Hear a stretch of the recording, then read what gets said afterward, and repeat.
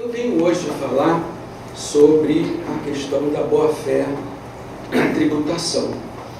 Eu diria o dever de boa-fé na tributação. E eu vou me limitar ao dever do Estado que ele tem de agir perante o contribuinte com lealdade, com boa-fé. Eu trago para vocês, não vou aqui ler, mas eu sugiro uma leitura de um clássico livro de Klaus Tieck, chamado A Moral Tributária do Estado e do Contribuinte, onde ele levanta uma série de aspectos que, de alguma maneira, configuram esse dever da boa-fé do Estado. Ele fala dos aspectos legislativos, da administração tributária, dos tribunais julgando casos tributários, inclusive em relação a aspectos orçamentários. Eu vou pular essa parte. Já foi dito aqui também em relação à lei de introdução às normas do direito brasileiro. Também em palestras anteriores tratou-se disso. E eu vou, com todas as vênias, divergir daqueles que restringem a interpretação das normas, sobretudo aquelas previstas no artigo 23, 24 e 30. Todos esses dispositivos, de uma maneira ou de outra, eles buscam tutelar a legítima expectativa do contribuinte. E eu indago, por que interpretar de maneira restritiva uma normas, 3 dispositivos que garantem a segurança jurídica? Será que o Brasil, com todas as mazelas que ele tem, com todas as dificuldades no nosso sistema tributário, não precisa de segurança jurídica? Então, essas 3 normas inseridas no início desse ano, em abril desse ano, elas vêm em boa hora. Em boa hora até porque nós não precisávamos, às vésperas da nossa Constituição completar 30 anos, nós não precisávamos estar tendo esse tipo de debate. Eu diria da falta de lealdade, da falta do dever da boa-fé do Estado para com o cidadão, para com o contribuinte. Então, eu tenho para mim que esses 3 dispositivos, eles merecem sim serem interpretados de maneira ampla, de maneira que imponha a administração, e eu me refiro à administração, mas também ao legislativo e também ao judiciário. Em relação ao judiciário, e aqui é muito comum se dizer que o judiciário é moroso. De fato é. De fato é moroso. E eu faço a minha culpa. Mas eu justifico. No meu gabinete, eu tenho 6.000 processos para julgar. Eu recebo diariamente inúmeros advogados, todos eles pedindo preferências no seu julgamento. Eu tento atender na medida do possível, mas eu tenho 6.000 processos tributários para julgar. Isso é um fato também decorrente da Constituição de 88, que deu amplo acesso à justiça e garantiu inúmeros direitos ao cidadão, estabeleceu deveres para o Estado, mas o que eu percebo, e eu posso falar isso para vocês de cadeira, eu já fui advogado de empresa, eu já fui advogado de escritório, eu já fui procurador da Fazenda Nacional e hoje eu estou do outro lado da bancada e consigo de alguma maneira ter a sensibilidade em relação a essas dificuldades todas. E sou também contribuinte. E um dos exemplos que eu vou citar aqui é em relação a mim como contribuinte. Senhores, eu percebo que a falta deste dever de lealdade, especialmente em relação à administração tributária, especialmente em relação a uma série de cobranças que são indevidas e o contribuinte busca se socorrer no judiciário, não precisavam existir se a administração tivesse um pouco mais de zelo e na interpretação das normas que fazem a incidência tributária também buscassem interpretar de maneira a garantir segurança jurídica, garantir que o contribuinte tivesse o seu direito a ser respeitado, e isso tudo, de alguma maneira, abarrota o judiciário, sim. E eu trago aqui alguns exemplos. De um lado, eu percebo que as fazendas públicas, em geral, e as procuradorias, e não vou me limitar apenas à Fazenda Nacional, embora possa confortavelmente falar, e tenho aqui o Dr. Giotti para me interpelar quanto quiser, mas eu percebo que falta um pouco desse dever de lealdade com defesas de assuntos que já estão pacificados na jurisprudência, mas ainda assim se tenta recorrer, contestar, impugnar de teses absolutamente superadas. Me vem à mente um caso recente que se tornou repetitivo da Fazenda buscar interromper a prescrição intercorrente nas execuções fiscais, lá do artigo 40, com pedidos de busca de bens que são pedidos infrutíferos. E tentava-se, então, com esses pedidos, inúmeros pedidos, eternizar uma execução fiscal. Recentemente, o STJ estabeleceu que os pedidos infrutíferos não interrompem a prescrição. Por outro lado, inúmeras execuções fiscais que já nascem sem sucesso. Eu busquei o relatório em números do CNJ e no relatório consta que quase 40%, 38% de todos os processos que tramitam no judiciário brasileiro, 38% são execuções fiscais. Muito bem. E as execuções fiscais, elas têm um prazo, um tempo de andamento médio de quase 10 anos. 9 anos, 9 meses e 16 dias. Ela tem um congestionamento no judiciário com um percentual de 91%. Muito bem. E eu fui além. Eu também busquei no relatório do IPEA que 1/3 das execuções fiscais são frutíferas.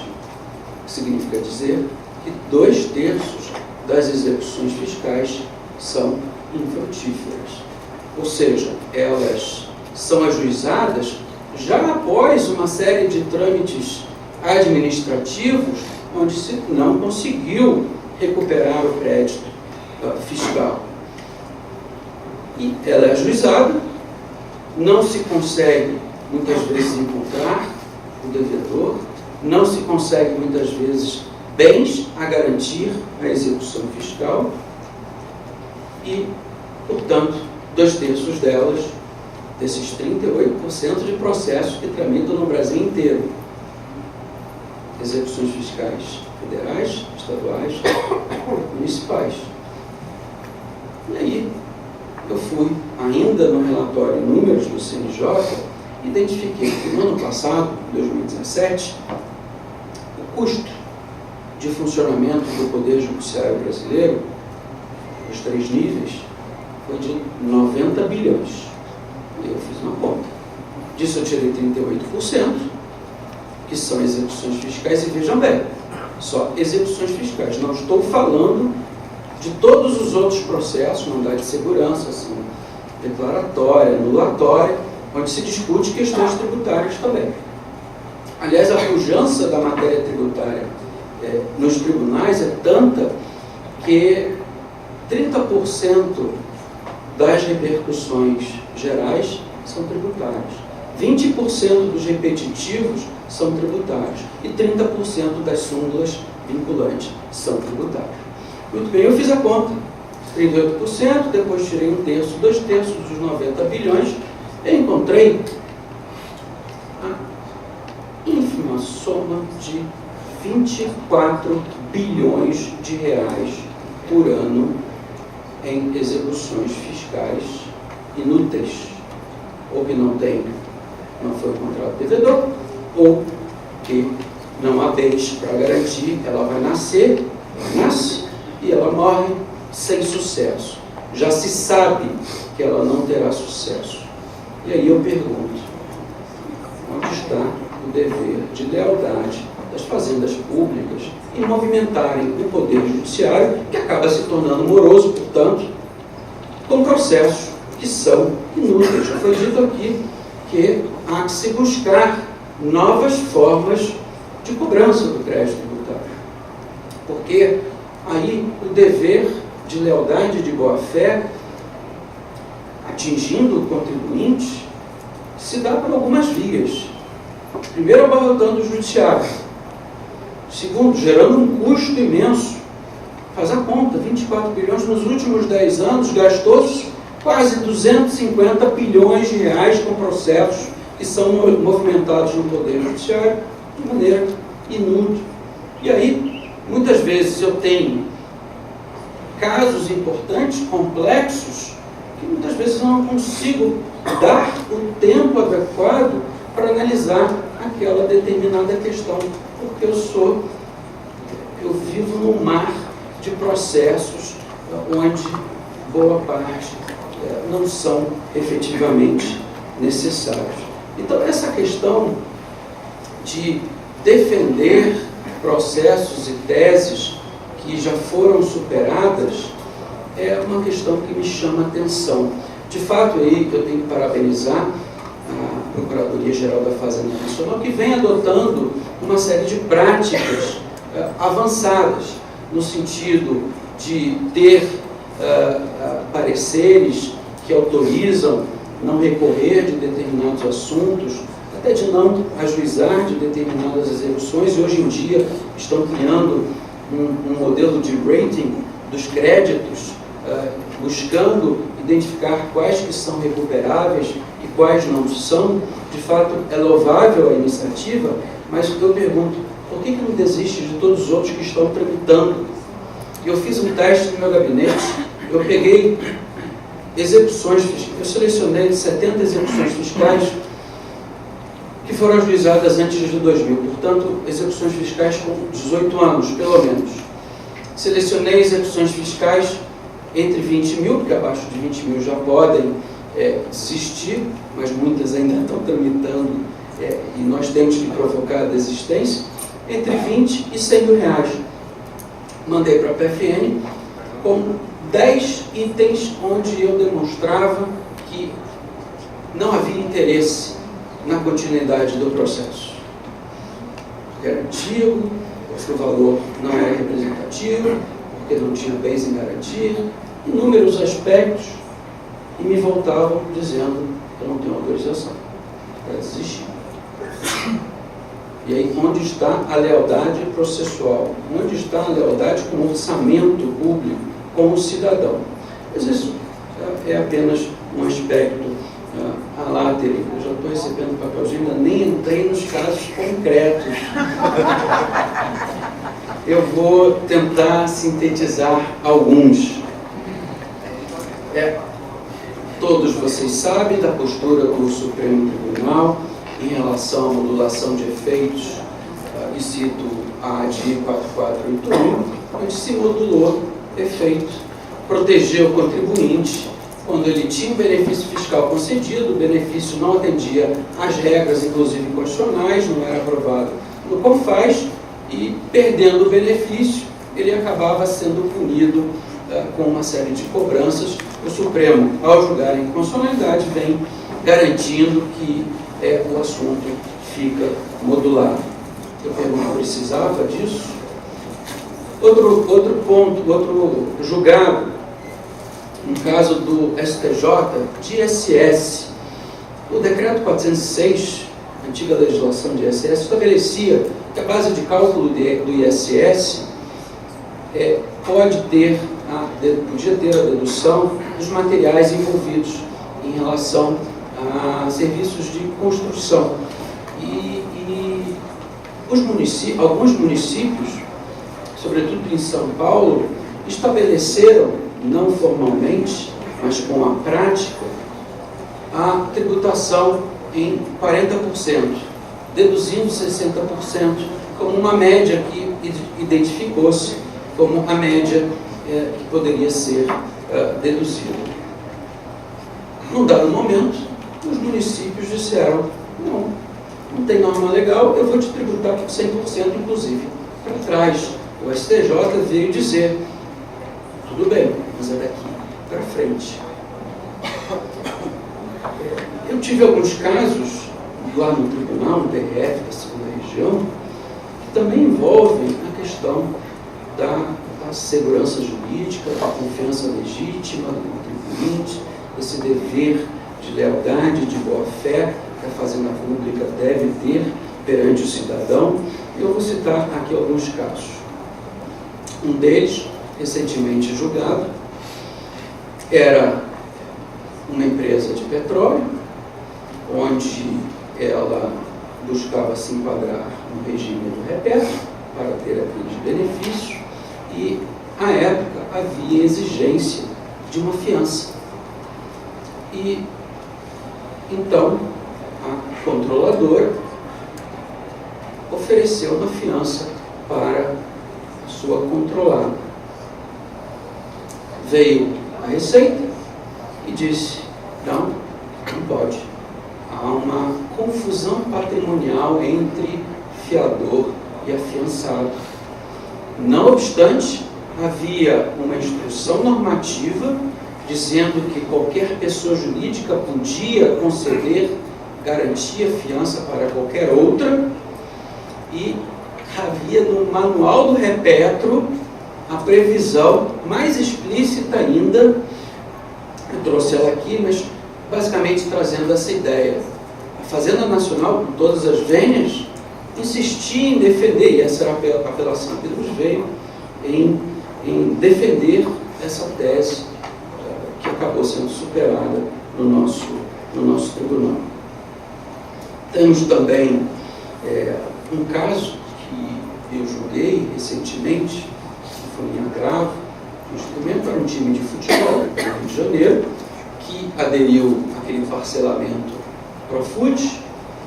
Ele tinha 4 execuções fiscais, ele tinha um depósito de algumas dezenas de milhões em uma execução fiscal, ele aderiu para parcelar, a Fazenda aceitou o parcelamento, não obstante, ele ainda tinha outras execuções que não se enquadravam dentro do modelo, e a regra do Profut você só vai continuar aqui no parcelamento se você tiver regularizado e não tiver nenhuma outra cobrança.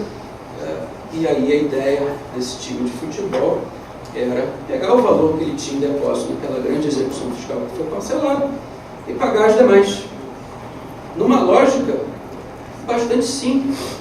Ora, se a Fazenda aceitou que eu parcelasse a minha dívida, eu vou poder usar aquele dinheiro onde eu quiser. Bastante razoável o pleito. Mas a Fazenda, não. Ela disse, tem que usar esse dinheiro para quitar já as parcelas do quanto esse recurso for suficiente. Me veio a questão e eu disse, não, vamos pagar todo o resto, porque qual é o interesse da Fazenda? Recuperar o crédito.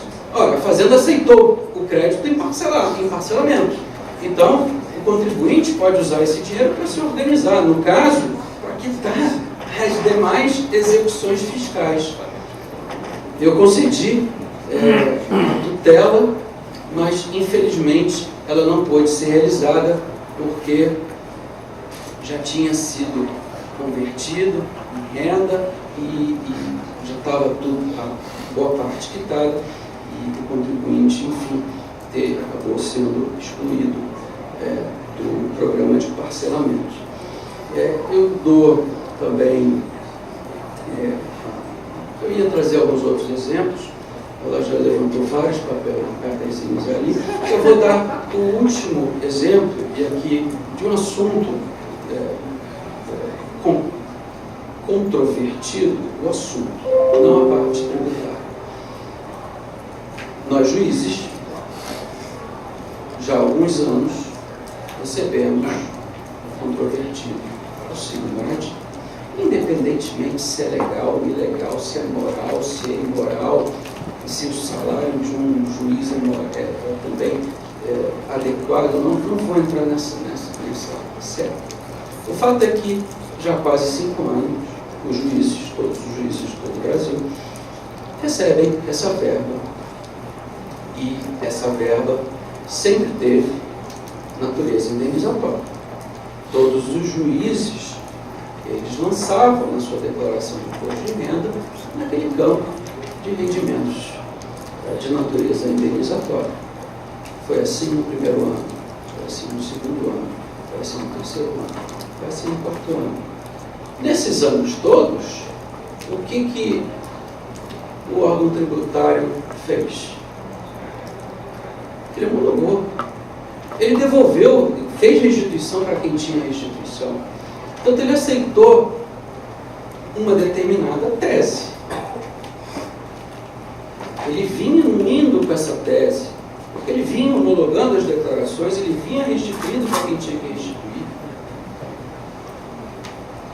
Só que, na segunda-feira dessa semana, todos nós recebemos uma cartinha super delicada, dizendo: senhor magistrado, Vossa Excelência recebeu nos últimos anos auxílio moradia, nós vamos conceder até o dia 10 de outubro, prazo para Vossa Excelência ajustar as suas declarações. Do contrário, multa de 75%, etc. Bom, agora todos os advogados, todos os juízes federais certamente vão procurar vocês, advogados, para nos defender de um procedimento que, com todas as vezes, a Receita vem indo, vem atuando. Não houve simplesmente uma inércia que você pudesse configurar que tinha tempo para homologar aquele lançamento. Ela vinha restituindo, ela vinha homologando expressamente. Então, esse é mais um exemplo da falta de lealdade, dever de boa-fé que o Estado tem que ter como contribuinte. Nós já temos uma carga fiscal elevada. Já temos uma série de obrigações acessórias, como já foi apresentado aqui. O nosso sistema tributário é um grande emaranhado. As empresas, os investidores fogem porque não sabem o que vai acontecer ano que vem. E, portanto, esse dever de lealdade, dever de boa-fé, preservação da confiança legítima, librogar, venire contra facto próprio, de alguma maneira, nesses 30 anos que a Constituição está a completar, penso que nós, como sociedade, deveríamos buscar amadurecer. Eu tinha muito mais a falar, mas enfim, o tempo se esgotou. Eu só tenho a agradecer a participação nesse evento, agradecer a atenção de vocês, agradecer por participar dessa mesa tão honrosa. Muito obrigado, boa noite.